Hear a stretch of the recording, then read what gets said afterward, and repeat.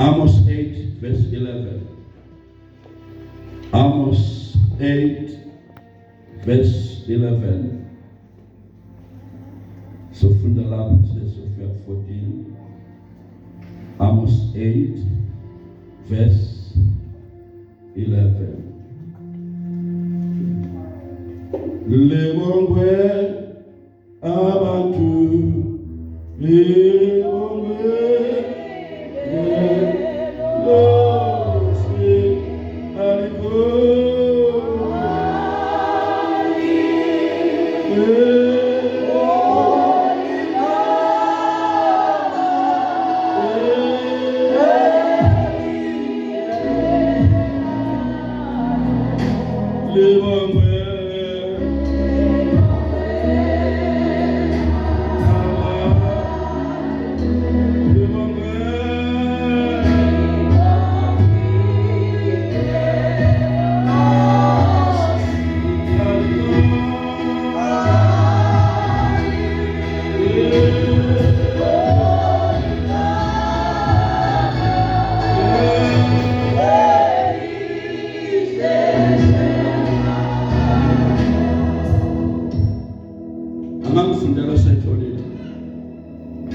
Amos 8 verse 11.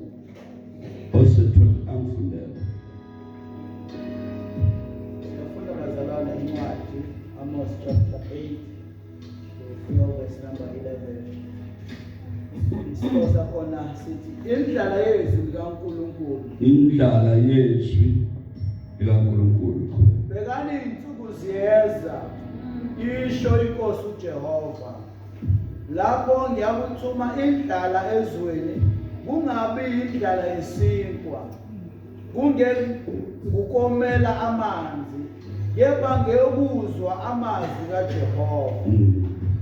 Bayakuzulazula kusukela elwandle kuze kuba selwandle kusukela enyakatho kuze kube sempumalanga bahambe ukufuna izwi likaJehova kepha abayakulifumana. Ngalelo suku izintombi ezinhle nezinsizwa ziyakudangala ukoma.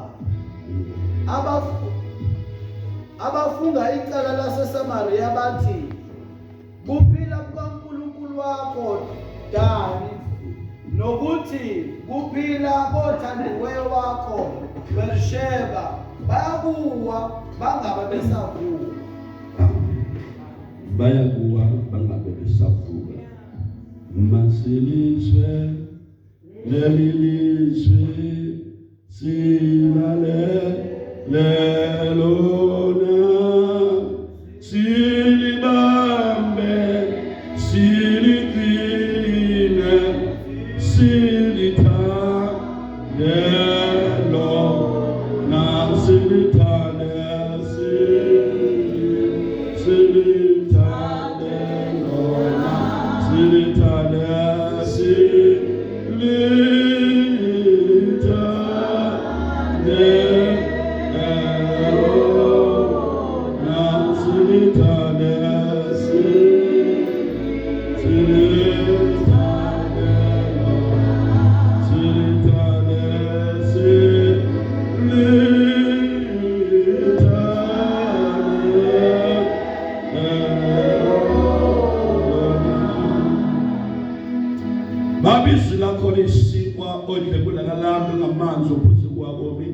Yadala la kipengeko zibe khona lapho sinibabala liyasephula imithe emkhulu selibona nomsedala sulakho baba utontwele lisando liyashala phula amadwala namaqina kanani umlilo qotho layo bali sulakho limbe ukuthi mayiwe kahle yawele mthabathi lokusuke yathana nangekhulu ukukhuluma ngalamoya silalele ngoJesu kuyamasinyana. Amen.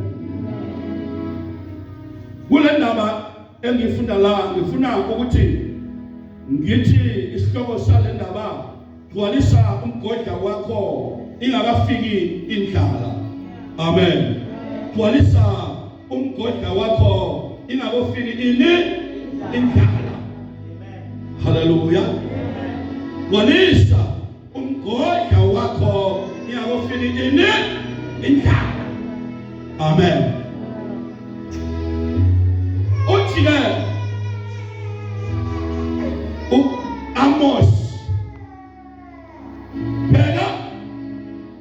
ziyazinsuku la ngizothuma khona indala esweni angayikuba indlela yesinkwa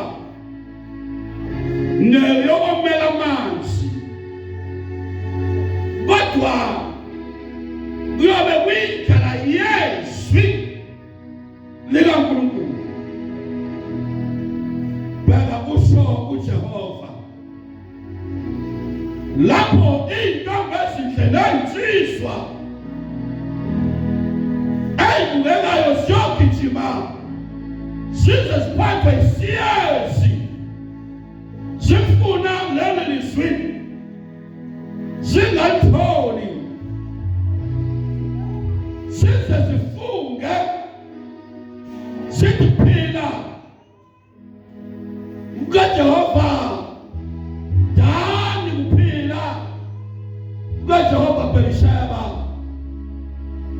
ngeke sithole zoze siwe phansi kungabe savuka. Amen. Ithi lento umyalezo lo ovela kuJehova bala Amos utshela abantu ngizoyithuma indlela ezweni. Amen. Nibonile indlela abazalwane. Haleluya. Nibonile indlela yezwi. Nibonile indlela yezwi. Ukuvalwa kwamasonto indlela yezwi. Nikona?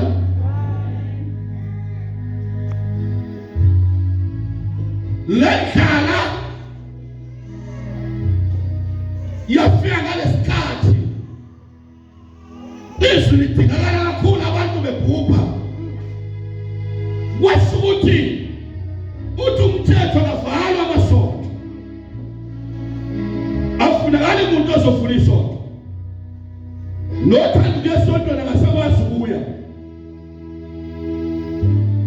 nobe cabanga ukuyosinikela indlela isakho ngoba sekufike isikhathi senkhala iyezwi akuzi kuba indlela yesinkwa nokobela kodwa kuzoba indlela yezwi labantu bezolambela izwi ngaleso sikhathi nibonile indlela isystem esisebenzisile ngoba siyibonile lenkhala seyifikile safunda ukushumayela manje ko-WhatsApp safunda ukushumayela ko-Facebook sakhuluma nabazalwane ko-WhatsApp isonto sashumayela ko-WhatsApp kwayinkonzo lesine zaba ko-WhatsApp kwaba inkonzo zomama zaba ko-WhatsApp kwaba inkonzo zabasha zaba ko-WhatsApp ngoba ubheka ingozi iyalento ukuthi uma abantu behleze emakhaya bengasahlangani isitha siyasizakala nokuqeda laba bese bevele bekhona ngoba indlala inkinga ngalento usathane maye ufuna ukuqeda izwe ulethe isifo alethe indlala. Nikhona bazalwane njengalokhu uma ubheka ezweni kufikela i-COVID kwaphela imisebenzi kwadilizwa abantu kwavalwa amafemu bagijima abantu bayolutha bashisa ama-warehouse la kuhlala khona impahla yangena indlala iyasezweni kodwa uthi uNkulunkulu kuzofika yezwi la bantu bezolifuna bangasathona njengoba lishunyayelwa nje manje ungena ndaba nalo. Nikhona abazalwane ithi lento izwi uma lishunyayelwa lishu lishunyayelelwa ukuthi wena ulilonde uligcine alibonga ivangeli. Malishunyayelwa lishunyayelelwa ukuthi likusize, ngoba uma ulilonde kahle noma umfundisi engasekho phambi kwakho, haleluya, noma umfundisi njani engasekho phambi kwakho, kodwa uma ulonde izwi uhambe endleleni. Ngithandile ukufakaza kwalo mntwana waseshowe uma ethi abaholi bethu noma bengasekho kodwa into abayitshala kithi yona sisisayo. Nikhona abazalwane, ngoba kufuna wazi ukuthi sizobuye sisuke phambi kwakho, sizobuye sisuke phambi kwakho, kodwa wena mawulonde izwi, wabamba izwi, iyona ezokusiza leyo. Haleluya. Otombali enhlizweni yami ngisolonda izwi lakho ukuze ngingoni kuwe. Mama ngabe kulonde izwi kaNkulunkulu udle lona, noma isonto livaliwe, kodwa izwi kaNkulunkulu lona njani alivalwanga. Nikhona abazalwane, noma isonto livaliwe kodwa izwi kaNkulunkulu lona alivalwanga. Mawunezwi, mawulonde lona njengokusho kwalo alibonga ivangeli. Enhlizweni yakho usolonda izwi lakho ukuze ngibone kuwe. Kunabantu abawile ekholweni, bawile abantu ekholweni kulesikhathi se-COVID, bawile abantu ekholweni ngoba amasonto abevaliwe, engasekho umuntu ophambi kwabakhululi. Lento ayidlile akayigcinanga. Abanye bawile bewiswa, abanye bathe, abanye uma ufuna ukuvikela i-COVID ufuna uphuza ugoloko. Niyazi lento? Nizwile lento? Ngala ngakithi khona uma ufuna ukuvikela i-COVID ufuna uphuzele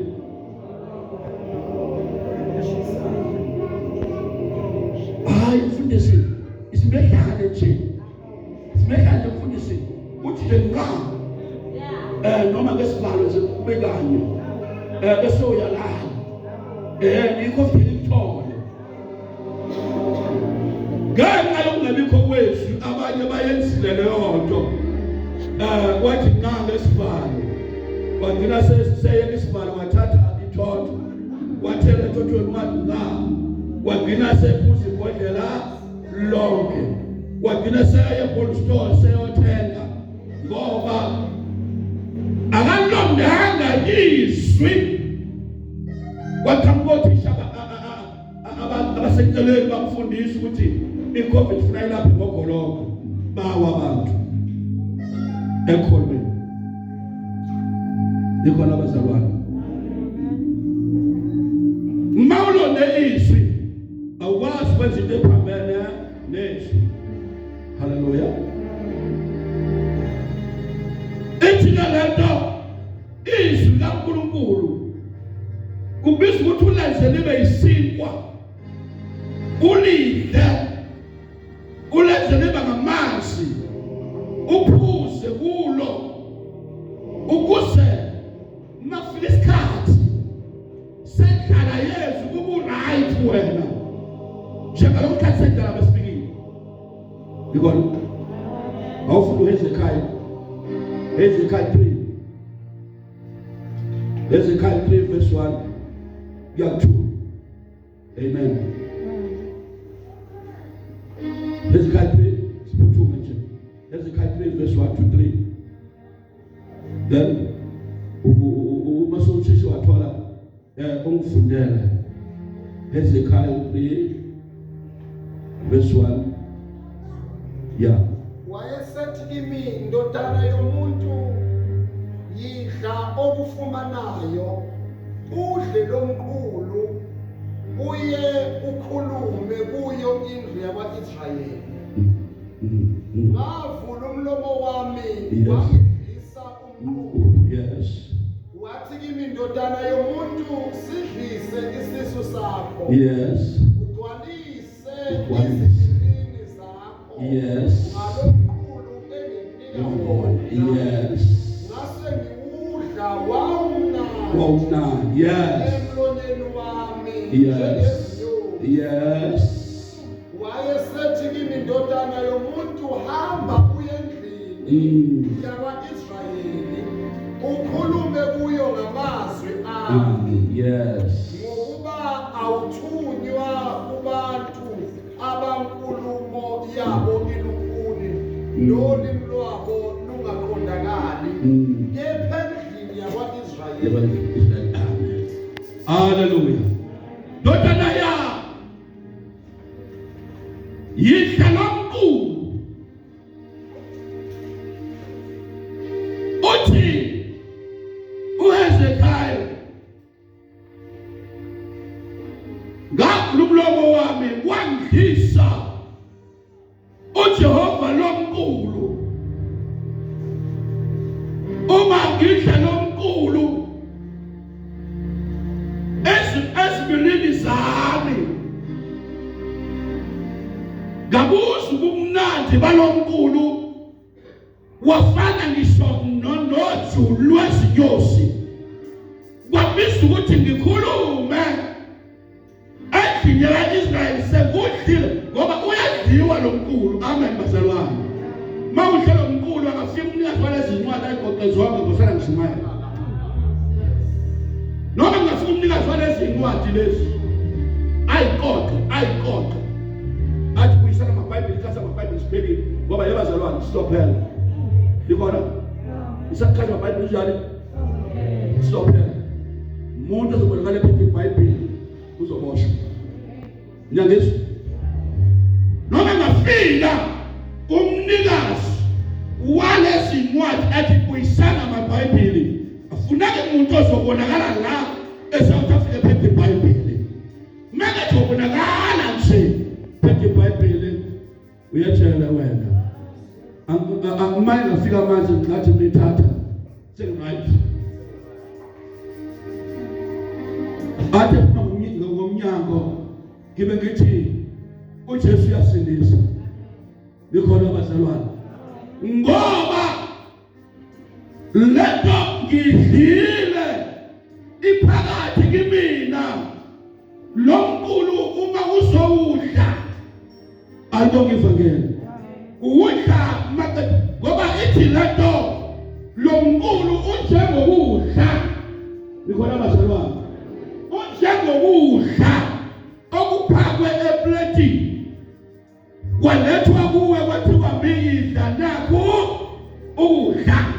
Uqeda ukudla usuthe ushiye iplate. Awudli nani neplate. Ethi lento lomqulu lamazwi abhalwe kuwo sawudlile inhloso ukuthi uwakhulumise, ngoba lo mqulu uma uvaliwe uthulile. Nikhona ma uvaliwe kunjani bazalwane? Uthulile. Kodwa uma ufuna lo mqulu ukhulume, funeka wena ukhulumise namazwi alothwe kuwo, uthathe wona wenze akhulume, uwadle. Alibakuvale awuphinde ufiswa, awuphinde. Wayesethi kimi, ndodana yomuntu, yidla. Ndodana yomuntu, yidla lo mqulu. Yidla okufumanayo njengamanje yidla. Udle lo mqulu. Hayi enye into, yidla lo mqulu uphethe. Kwingozi umzalwane umzalwane oneBhayibheli oliphatha ngoba esontweni amasebeso alibeke lapha alivuthulule msukwane futhi eseya esontweni ngoba kushuthi akawudli lo mkhulu. Nikhona abazalwane, lo mkhulu uyadliwa. Ngeke mangikhohlwe iBhayibheli mina ngiphinde emuva ngethi ngilale iBhayibheli. Cha. Mali ngikhohlile nje ngiye konke ngangibona ngishike endleleni ngithi salale iBhayibheli lami ngikhohlwe cha. Ngoba umkhulu ngawudla. Nikhona? Ngawudla. Khona. Uye ukhulume kuyo indlu yama-Israyeli. Uma sawuhlile lo mkhulu bese uyakhuluma kubazalwane ngalento oyidlile wena. Amen. Ngavula umlomo wami wangidlisa umqulu. Usukani madoda uthi uyezekhaya ngavula umlomo wami uJehova wangidlisa umkhulu. Abantu badlisa izinto nje ezibabulalayo nophoyise kodwa uJehova usidlisa umkhulu. Alibonge igama lenkosi. Ngawudla umkhulu qhubeka mfundisi. Wathi kimi indodana yomuntu sidlise isisu sakho. Indodana yomuntu womzalwane dlisa isisu sakho. Dlisa isisu sakho lo mkhulu. Akuyona incwadi le ongahlala nayo nje. Hayi khipha ukudla kuyo udle wibeke lapha yona. Walisi izilimi zakho ngalo mkhulu enginikeza wona. Ngase ngudla wawumnandi. Uthi ngawudla lo mkhulu ngabuza ubumnandi. Haleluya. Ngabuza ubumnandi omsemlonyeni wami njengenyosi. Bazalwane, lo mkhulu uyadliwa. Ngifuna ukutshela ukuthi idlani bazalwane, sibuza isikhathi semidlalo. Ingako isikhululo sami sithi gcwalisa umgodla wakho idlala ingakufiki. Yidla ngane yakwethu ngoba ngolunye usuku uzocabanga iphepha elipage nje owalishanelayo walifaka kwi-dustbin. Wakuyipage laliphethe amavesi. Ucabange lona ukuthi kunephepha elaliphethe amavesi engalishanelayo. Ngalifaka kwi-dustbin uthi uyocinga la izibi wakhipha khona. Ubuye ukhumbule ukuthi wayechitha izibi wafaka umlilo. Ngoba uyobe sowulambele, sowulincanelo, sowulifuna, sowungasena kulithola. Oyogijima ethi usaya esontweni uyophenduka uyofika amasonto evaliwe. Isikhathi sokushumayela sesiphelile. Nathi sobe singasasho lutho ngaleso sikhathi. Kodwa sobe sesidla setshisa kuhle wena wabona inkomo ekade idlutshani. Ithi maseyilele uyifikile ihlafuna ubala nje. Kanti seyetshisa ukuhle beyikuhle mini. Alibonge ivangeli. Gcwalisa umgodla wakho uyafika indlala. Jeremiah 15 verse 16. Jeremiah 15 verse 16. Jeremiah 15 verse 16. Ufunde masokutholile. Yes. Amazwi akho afunyanwa ngawadla. Amazwi akho ngawafumana ngawadla. Ngiyazohala. Amazwi akho Jehova ngawafumana ngenze njani? Ngawadla. Uhleli wena. Hallelujah. Isikhathi okuso ngifuna ukuthi igcwalisa umgodla wakho ingakufiki indlala ngoba iyeza indlala. Kodwa lesi sikhathi esokuthi amazwi owafumanayo uwenze njani? Uwadle. Hallelujah.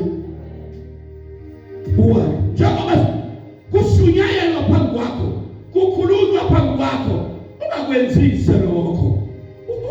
Ungayikothikitha esontweni. Ungayikothikitha uthi hayi ngiyoba present nje ukuthi bengikhona kodwa ungabuyi nalutho. Nikhona abazalwane. And omi phambi kwakho edlulisa lo myalezo, mkhathalele, mnakekele, yiba nendaba naye, ngoba ngolunye usuku uzofuna ukuthi akhulume lawa mazwi, kusho ukuthi naye akasenalo ilungelo lokuqhubeka akhulume lawa mazwi alibonge ivangeli. Ungamthathi kancane njengamanje. Futhi incwadi amaHebrew 13 verse 17. AmaHebrew 13 verse 17. Funda leyo ncwadi. Hallelujah. Hallelujah. Bathatha AmaHebrew 13 verse 17. AmaHebrew. Amen. 13 verse 17. Yes. Lalelani abanholayo nibathobele. Yes. Ngokuba balinde imphefumulo yenu. Yes. Njengabazakulandiswa ngayo.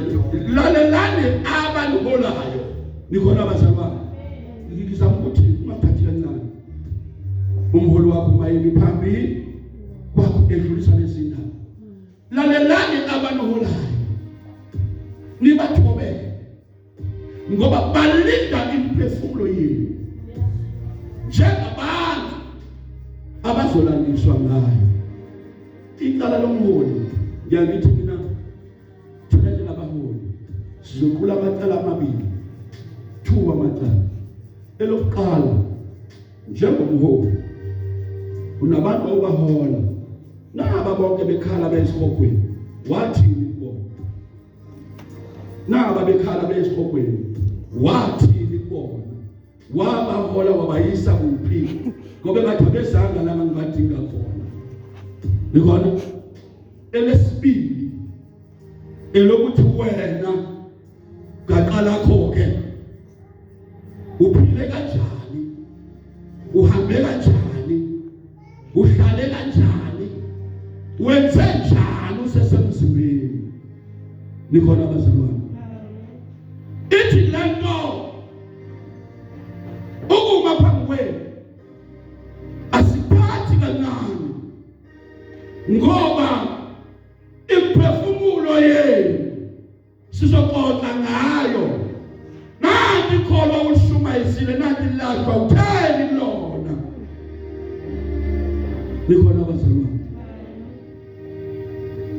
Balaleleni abaholi benu belinde imphefumulo yenu, ngoba bazolandiswa ngayo ngolunye usuku. Alibonge igama lenkosi.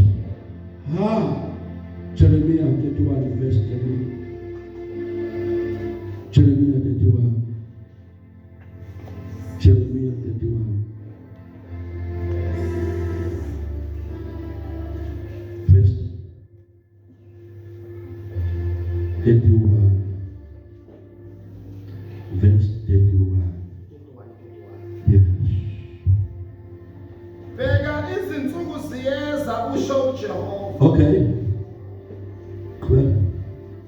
Bheka izinsuku ziyeza usho uJehova, lapho ngiyakwenza isivumelwano esisha nendlu kaIsrayeli nendlu kaJuda. Khona insuku ezizayo, khona insuku ezizayo. Bheka izinsuku ziyeza, lento ithi qaphela.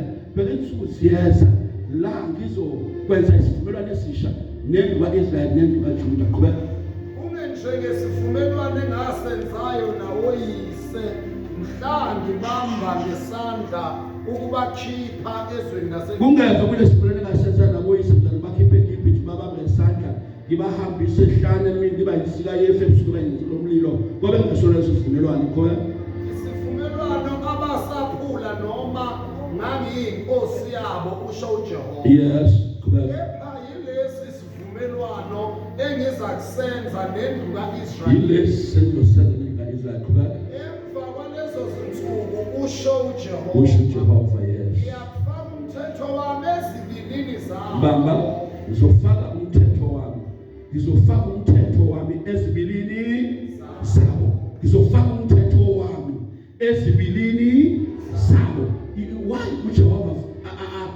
alethe umyalezo uzofaka ikhonto yaziyo umthetho wakhe kumele akasazi njengamanje awusazi kulotshwa kulomqulu nikho labazalwane awusazi kulotshwa uyazi uJehova ukuthi lo mqulu uzophelelwa isikhathi then umthetho wakhe kumele awufake ezibilini ngoba isikhathi sokuphatha lo mqulu sizophela kuba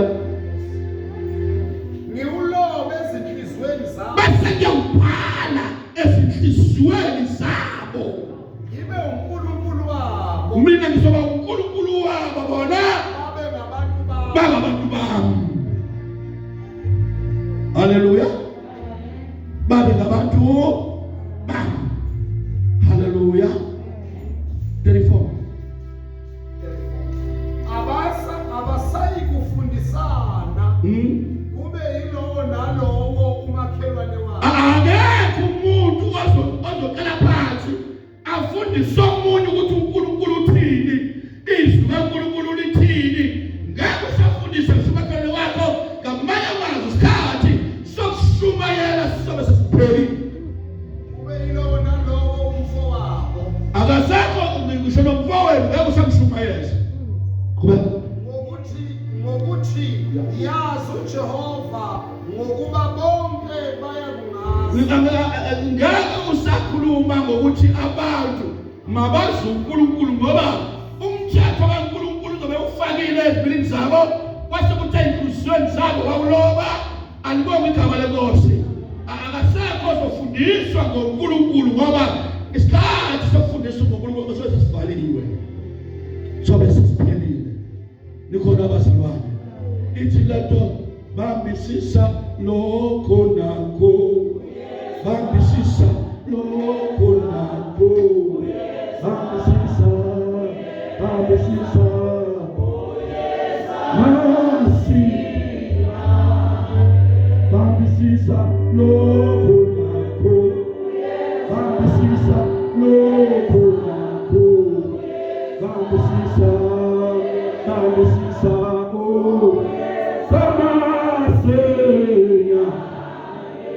I'm Hebrew 8 verse 10. I'm Hebrew 8 verse 10.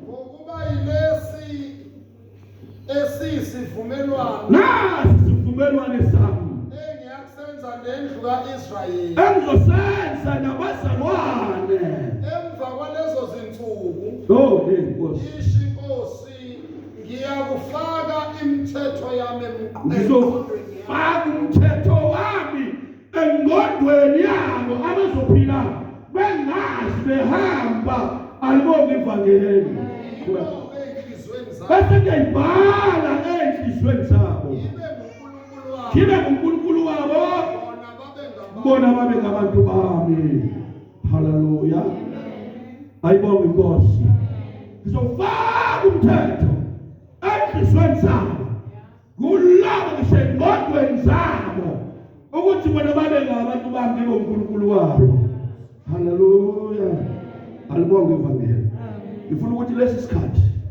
bazalwane isikhathi sizophela alibonga ngalenkosi uma ungawudlanga lo mqubo uma ungawudlanga uyothi ufuna iBhayibheli eChristian Book Center kwabe kuvaliwe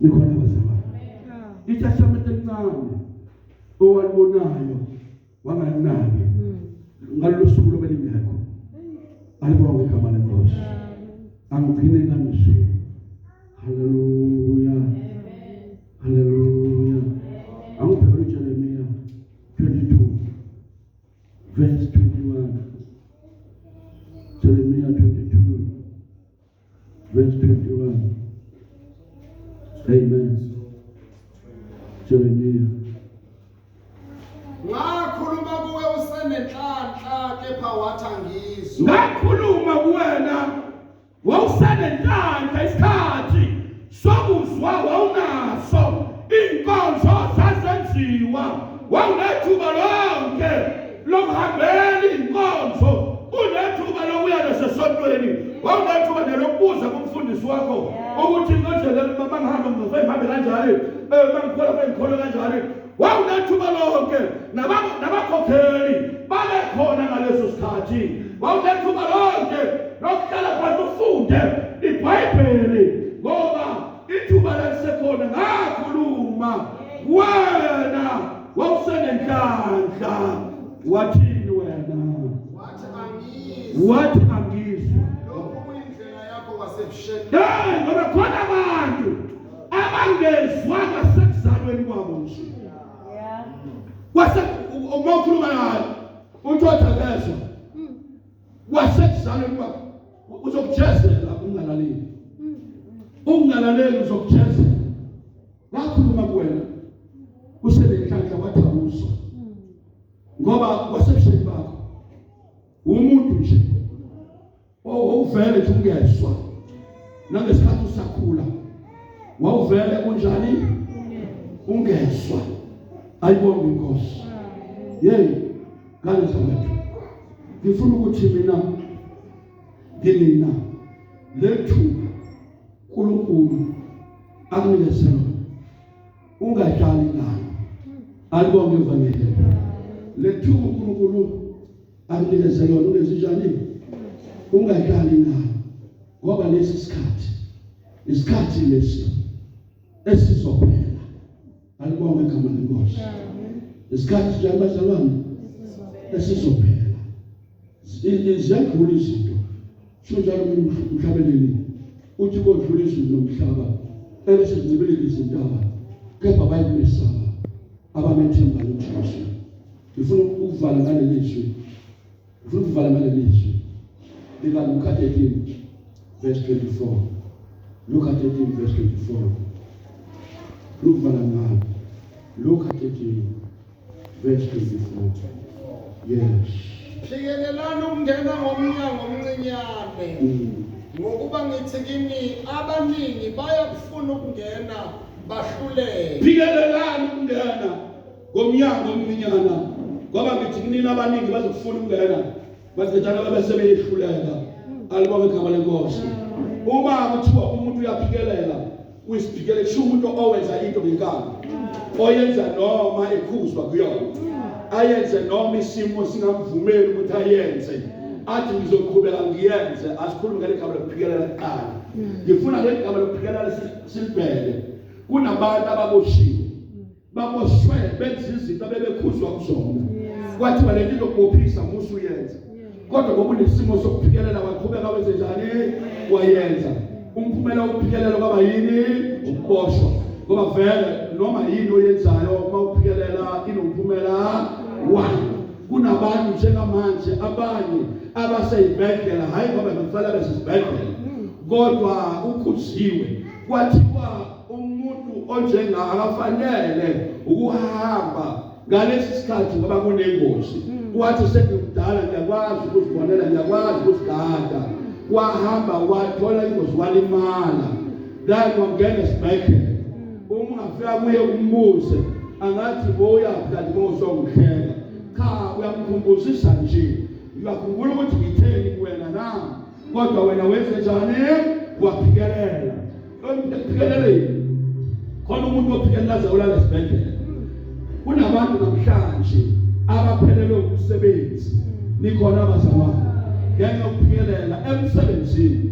kuthiwa kungenwa ngo7 fanele lokho kwala to 7 o'clock ngo7 uqala umsebenzi yena wafika ngapha 7 emsebenzini afikwa late waqhubeka yena wafika late ngoba kunesimo sokuphikelela emsebenzini akuphuzwa uma usemsebenzini yena waqhubeka wenze njani waphuza emsebenzini ekugcineni wawuvuna umphumela wokuphikelela wadoshwa emsebenzini ngoba noma yini oyenzayo inomphumela wayo kukhona abantu namhlanje abaphelelwe imizi ngoba enzinto engafunwa indoda yakhe ekwaqhubeka wayenza yathi indoda ngikwazi ukuhlala nomuntu owenza into engimkhuza njalo ukuthi ngiyifuni aqhubeka yena ayenze waphelelwa umendo ngoba ekuphikeleleni khona umphumela wakhona. Kunabantu namhlanje abasemathuneni abafile. Uma ungayomvusa ethuneni uthi uyayikhumbula into engangitshela yona na athi akusasizi lutho ngoba sengize ngangena ethuneni.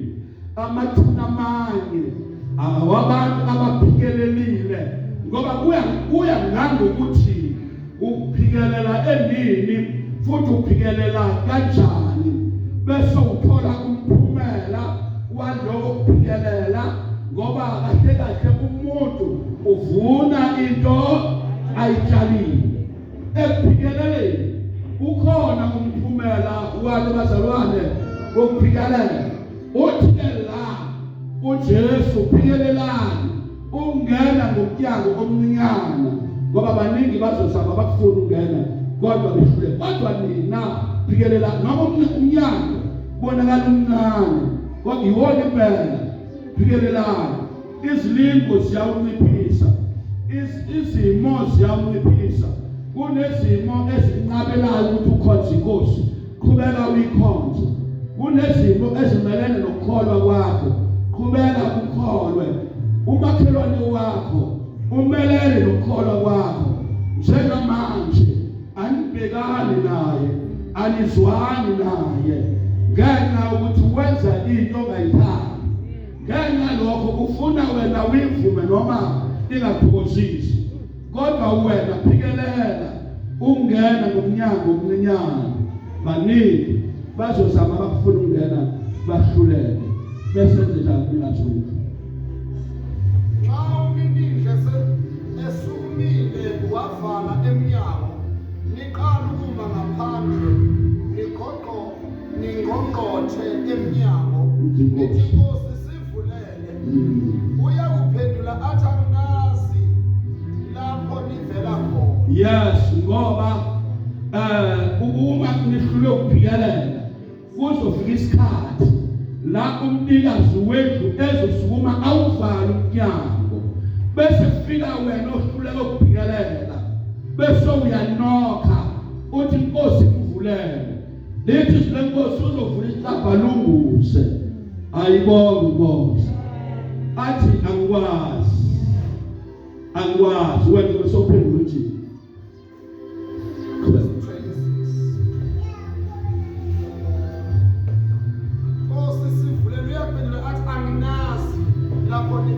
awaziwa la uvela khona. Kumele lapho-ke niyaqala ukuthi sasidla siphuza phambi kwakho. Wawufundisa emigwaqeni yakithi. Yes. Athi-ke nithi kini anginazi lapho nivela khona. Yes.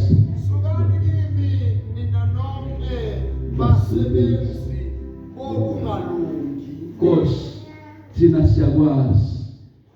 Wawufundisa phambi kwethu. Emgaqweni yangakithi ufundisa sasikhona. Sasidla siphuza phambi kwakho. Athi noma kunjalo anginazi. Kodwa abantu abazophila abazalwane baphike sebehambile kezwakala abazalwane. Qedela leyo ndaba. Lapho kuyakuba khona ukukhala nokugedla amazinyo. Nxa senibona o-Abrahama no-Isaka noJakobe nabaprofethi bonke embusweni kaNkulunkulu kepha nina nikhishelwe ngaphandle. Amen. Nanso indaba engigcina ngayo. Kuzoba khona ukukhala nokugedla kwamazinyo lapho senibona umfundisi oJaytembe bengaphakathi. Senibona mama uGina bengaphakathi. Senibona omkhwane bengaphakathi. Senibona abanye benu ebeninabo bengaphakathi. Bese niyabakhomba nithi hayi Nkosi laba besinabo.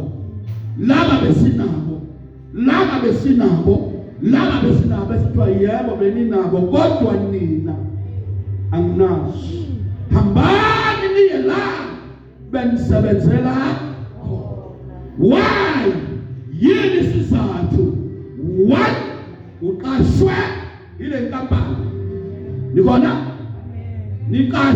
Uqashwe uqashwe wena ile nkampani yakubonga Jesu, umkhiqizo wakho awutholakali kule nkampani yakubonga Jesu. Ngokuthemba uqashwe kule nkampani yakubonga Jesu, wasebenzela inkampani yakubonga Sathane.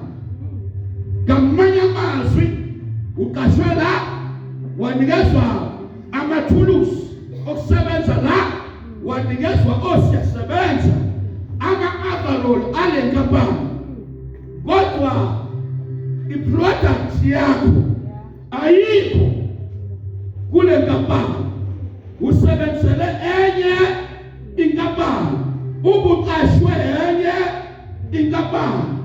Uthe uyakholwa inkosi uJesu, kodwa imisebenzi yakho kwangabi eyakubonga Jesu, kwabe eyakubonga Sathane. Njengamanje hamba, suka manje wokubi, angikwazi, hamba uye la wawusebenzela khona. Awukwazi ukuyofuna ukuhola enkampanini ongazange uyisebenzele, kodwa kube kuyona eqashiwe. Amen. Ethi lento njengamanje phikelelana bazalwane, ngifuna ukuthi kunile kanjani phikelelana, ngifuna ukuthi kanjani bazalwane phikelelana. Nazi ukuthi lesikhathi sizophela, sizobe sisuke phambi, kodwa into kuwena ayizosuka. Nikhona abazalwane, into kuwena etshalo kuwena ayizokwenza njani, ayizosuka. Gcwalisa umgodla wakho, ingakufika isikhathi sani sekhaya. Ufuna ukusho njalo, uNkulunkulu akalibusise. Amen.